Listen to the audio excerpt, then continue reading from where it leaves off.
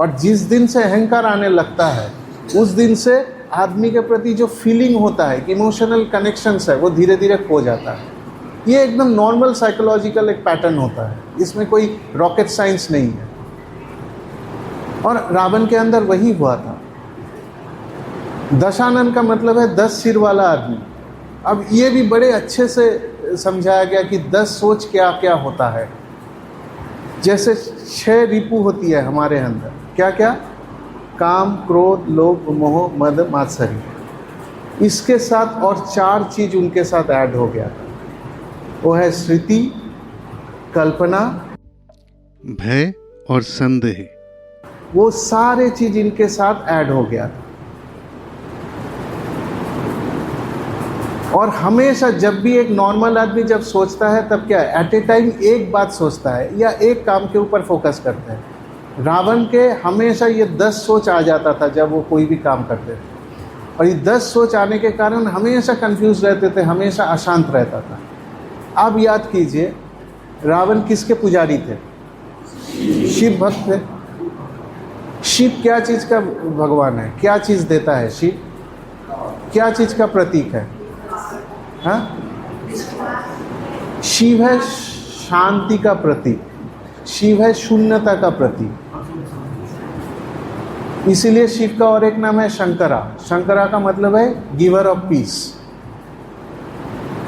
तो हमेशा देखिए, जो गुरु होते हैं, कोई भी शिष्य को, जो ठीक तक गुरु होते हैं, कोई भी शिष्य को एक जैसा मंत्र नहीं देता या एक जैसा साधना के मार्ग नहीं बताते। जो जिस चीज़ का जिसका जो जरूरत है उनके लिए वैसा साधना दिया जाता है। हाँ, योगा के नियम से ऐसा ही होता है। मतलब जो साधना मेरे लिए है शायद वो साधना आपके लिए नहीं है, आपके लिए कुछ अलग साधना होगा। तो रावण शिव के पुजारी थे इसलिए क्योंकि वही चीज उनमें कमी था, उन्हीं चीज का, शांति का कमी था, शून्यता का कमी था, इसीलिए वो शिव के पुजारी थे। तो मोटा मोटी एक रावण कैरेक्टर का छवि हमारे सामने क्लियर। अब दूसरी तरफ श्री राम को देखिए। राम भी जैसे बताया कि एक मानसिक विकास के एक स्तर है राम। और वो कौन से चक्र का पूर्ण विकास है? राम अनाहत चक्र का पूर्ण विकास। ये हुआ नाभि, इसके ऊपर का चक्र है अनाहत, जो हृदय चक्र है। और राम के कैरेक्टर को अब देखिए, क्या क्या चीज उनमें था?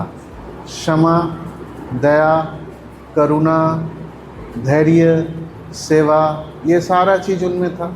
प्रेम, ये सारा चीज था। संतुलन।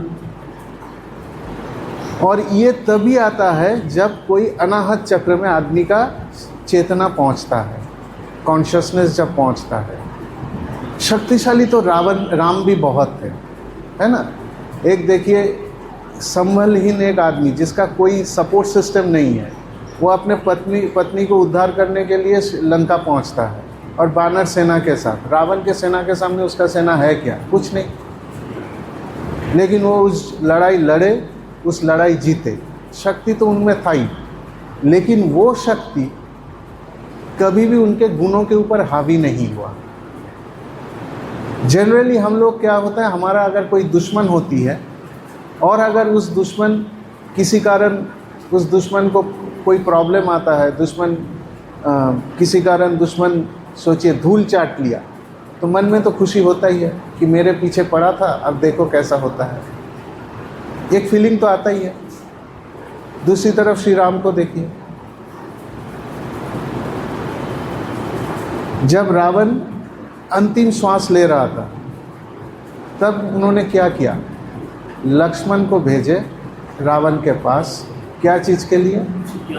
उसके ज्ञान लेने के लिए। युद्ध तो वो लड़े, लेकिन कभी भी रावण को अपना दुश्मन नहीं माने। अनाहत चक्र में जब लोगों का चेतना, कॉन्शियसनेस आ जाता है, उनका कोई दुश्मन नहीं होता। लड़ाई वो लड़ते हैं किसी के साथ, लेकिन दुश्मनी के भाव से, ये समझना बड़ा मुश्किल है। जब तक उस जगह पे चेतना नहीं आता तब तक ये बात समझाया नहीं जा सकता। थियोरिटिकली मे बी वेरी, सुनने में बहुत अच्छा लगता है, बट फीलिंग अब कोई आदमी तभी कर सकता है जब उस जगह पे चेतना पहुंच जाएगा। तब आपके लिए दुश्मन कोई नहीं रहता इस दुनिया में। जीसस को याद कीजिए, जब उनको क्रूसीफाई किया जा रहा था तब कि क्या बोले उन्होंने, forgive them, they don't know what they are doing. Same feeling जो अनाहत चक्र का आता है। इसीलिए जब आदमी कॉन्शियसनेस के उस लेवल में पहुंचता है, बाउंड्री सारे खत्म हो जाती है। तब कहाँ जीसस, कहाँ राम, कहाँ कृष्ण, कोई डिफरेंस हम लोग करते हैं, उस लेवल में कोई डिफरेंस नहीं रहता। कॉन्शियसनेस के लेवल में कहीं पर कोई डिफरेंस नहीं रहती है। इसीलिए योग के परिभाषा में आदमी का जो विकास है, हम लोगों का विकास का मतलब क्या है? हम लोग बौद्धिक रूप से विकास को मानते हैं, शारीरिक रूप के विकास को मानते हैं। योगा के दृष्टि से ये कोई विकास है ही नहीं।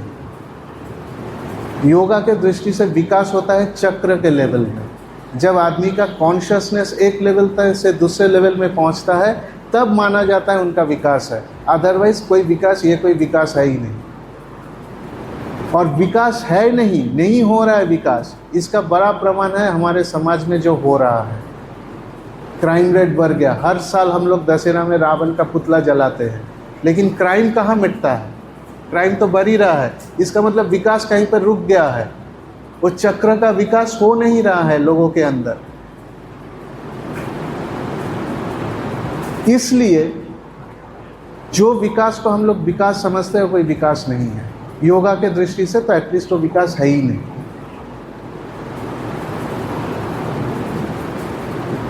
तो राम और रावण का अगर कैरेक्टर को हम लोग देखेंगे और इसको पूरा अगर करेंगे, तो रामायण शब्द का अर्थ मेरे ख्याल से योगा के दृष्टि से बदल जाएगा। रामायण का अर्थ क्या है वैसे? राम की कहानी, राम की उपाख्यान। योगा के दृष्टि से रामायण शब्द का अर्थ अलग है। रामायण शब्द का अर्थ योगा के दृष्टि से है रावण से राम तक जाने का कहानी।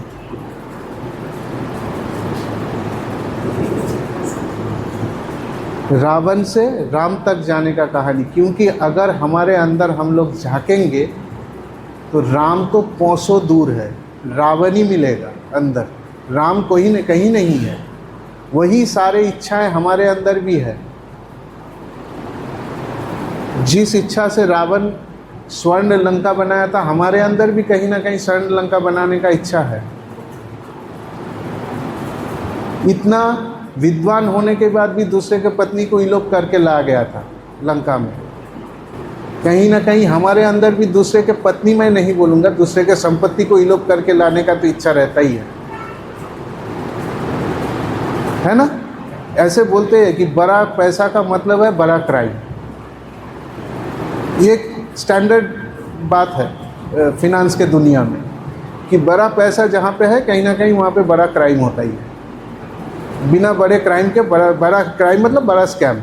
बड़े स्कैम के बिना बड़ा पैसा बनता नहीं। तो रावण का काम ही तो हो रहा है जो चीज़ रावण किया था। तो रावण बन के हम लोग रावण जला रहे हैं, तो रावण उससे मरेगा क्या? ऐसे कहा जाता है कि रावण का चिता कभी बुझता नहीं है, दूसरा कोई बन जाता है। तो यही होता है योगा के दृष्टि से, यही है रीज़न कि हमारे अंदर का हम रावण को हम लोग कहाँ मार रहे हैं। रामायण तो पढ़ रहे हैं, लेकिन उससे क्या फ़ायदा हो रहा है हमें? सुंदरकांड हम लोगों को पता नहीं है कितने 100 बार, मतलब कितने हज़ारों बार सुन चुके हैं। क्या फ़ायदा हुआ? जब तक रामायण का इस एंगल को हम लोगों को समझ में नहीं आएगा, तब तक शायद ही हम लोग रामायण को समझ पाएंगे कि रामायण शब्द का अर्थ जो है, इसी के अंदर पूरा संकेत दिया हुआ है कि क्या हमें इस रामायण से सीखना चाहिए। पहले तो रावण और राम का युद्ध जो है, देखिए अब चक्र के हिसाब से भी देखिए, एक है लोअर चक्र, एक है अपर चक्र। ये दोनों चक्र का फाइट हुआ और जीता ये वाला चक्र। तो ह्यूमन इवैल्यूएशन या मानसिक क्रमविकास जो है वो भी ऐसा ही है। हर मोमेंट हम लोगों को लड़ाई करना होता है अपने साथ, दूसरे के साथ नहीं। हमारा कंपटीटर हम है और कोई नहीं, और हमें हमारे युद्ध में हमको पराजित करके हमको नेक्स्ट लेवल तक पहुंचना है। इसीलिए कहते हैं कि योगा जो है ना, जिनके अंदर वीर भाव नहीं होता वो योगा नहीं कर सकते। उनके लिए और मार्ग हो सकता है, बट योगा में जिनके अंदर वो विल पावर है, वीर रस है, वही योगा कर सकते हैं। क्योंकि आपको हर वक्त ये फाइटिंग करना पड़ता है। खाने का इच्छा हुआ, आपको खाना नहीं है। कुछ करने का मन हुआ, आपको करना नहीं है। इसको सप्रेशन नहीं करना नहीं है। सप्रेशन एक अलग चीज हो जाती है, सब्लिमेट करना है। हमको इस इच्छा को लॉजिकली कट ऑफ करना है। करते करते करते करते बहुत सारे प्रलोभन तो हमेशा आता है, और जब आप योगा के रास्ते में चलेंगे, जिस चीज़ को आप रेस्ट्रिक्ट करेंगे वही चीज़ आपके साथ सामने ऐसे आएगा, पता भी नहीं चलेगा कैसे आएगा। तो तब उस जगह को रेस्ट्रिक्ट करना है कि वो एक्चुअली प्रकृति आपको लालच दे रहा है, और एक बार प्रकृति के लालच में आप आ गए, लालच देके आपको भटका के एकदम 12 बजा के निकल जाएगा। जितने दिन इतने प्रयास किए एक जगह पे, एकदम सांप स्नेक लैडर का जो गेम होता है ना लूडो में, एकदम ऐसा एक गोटी को आप ले गए, फिर सांप के मुंह से चो नीचे। तो हमेशा चौकन्ना रहना पड़ता है ताकि मेरे अंदर से ये षड रिपु ना प्रवेश कर जाए, काम क्रोध लोभ मोह मात्सरी ये ना प्रवेश कर जाए। तब जाके वो धीरे धीरे धीरे धीरे योगी जो है पुख्ता बनते हैं। मतलब सोना बनाते हैं, देखें वो जैसे आग में पीट पीट के बनाते हैं, बिल्कुल वही तरीका होता है। ठीक है, तो आज का चर्चा हम लोग यहीं पे ख़त्म करते हैं। इसके बाद हम लोग ध्यान में एक ध्यान का सेशन रखते हैं, जिसमें अनाहत चक्र में कैसे मेडिटेशन करना है वो हम लोग करेंगे।